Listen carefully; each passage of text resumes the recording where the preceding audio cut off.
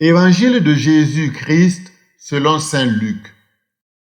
En ce jour-là, Marie se mit en route et se rendit avec empressement vers la région montagneuse dans une ville de Judée. Elle entra dans la maison de Zacharie et salua Élisabeth. Or, quand Élisabeth entendit la salutation de Marie, l'enfant tressaillit en elle.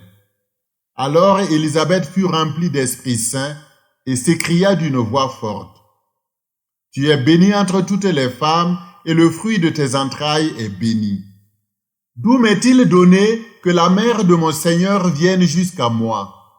Car lorsque tes paroles de salutation sont parvenues à mes oreilles, l'enfant a tressailli d'allégresse en moi.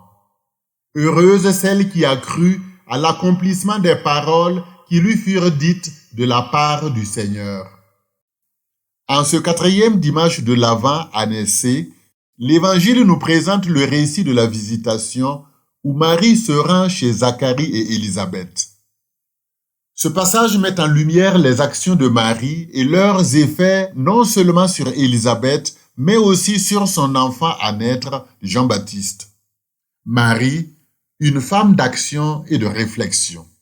Dans le texte précédent, celui de l'Annonciation, Luc 1, 26 à 38, nous voyons Marie comme une femme de réflexion. Elle médite sur la salutation de l'ange, Luc 1, 29, et pose des questions pour comprendre ce qui lui arrive. Comment cela va-t-il se faire puisque je ne connais pas d'homme, Luc 1, 34. Mais dans le récit de la visitation, Marie devient une femme d'action. Elle se met en route, traverse les montagnes, entre dans la maison de Zacharie et Élisabeth et adresse une salutation. Cette double dimension, réflexion et action, fait de Marie un modèle d'équilibre. La réflexion sans l'action est stérile, mais l'action sans la réflexion est aveugle. Et voilà une première leçon pour nous. À l'image de Marie, soyons des hommes et des femmes de prière et de méditation, mais aussi des acteurs concrets de charité et de transformation dans le monde. Les effets de la visite de Marie. Marie n'arrive pas seule chez Élisabeth, elle porte en elle Jésus le Sauveur. Sa salutation déclenche une joie immense et une effusion de l'Esprit Saint. Jean-Baptiste tressaille de joie dans le sein d'Élisabeth, Luc 1, 41 et 44. Élisabeth, remplie de l'Esprit Saint, proclame « Bénie es-tu entre les femmes et béni est le fruit de ton sein » Luc 1, 42. Ces événements évoquent des textes de l'Ancien Testament comme le transport de l'Arche de l'Alliance. Deuxième livre de Samuel, chapitre 6. Tout comme l'Arche a demeuré 3 mois chez Obed-Gath et lui a apporté des bénédictions, 2 Samuel 6, 11.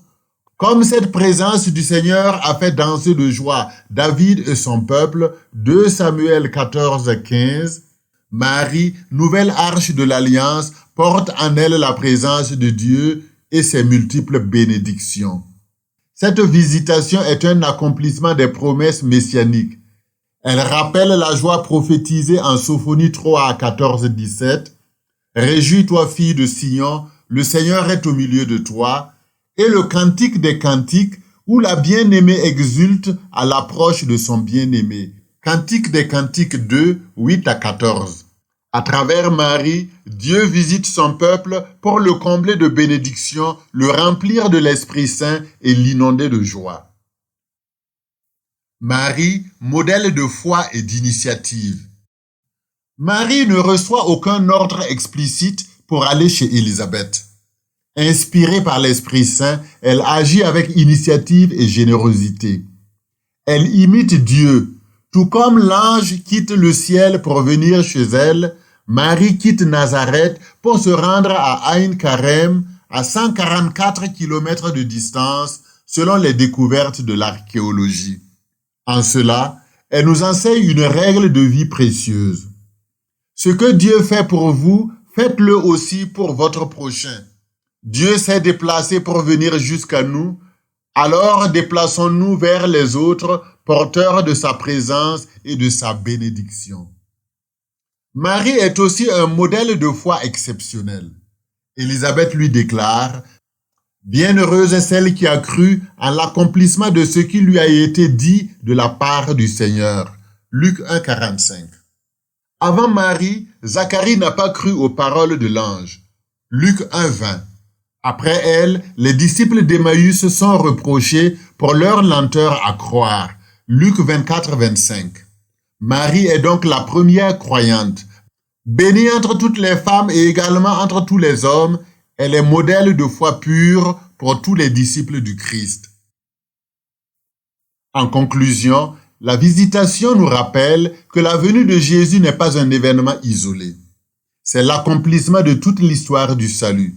Marie, humble servante du Seigneur, nous enseigne à être des personnes équilibrées par la réflexion et l'action, pleines de foi et d'initiative, capables de porter aux autres la présence de Dieu et de transformer leur vie. En ce dernier dimanche de l'Avent, suivons l'exemple de Marie. Réfléchissons, prions et agissons avec joie et confiance pour accueillir pleinement le Christ dans nos vies. Portons-le aussi aux autres par nos gestes quotidiens d'attention et de solidarité, car où sont amour et charité, Dieu est présent.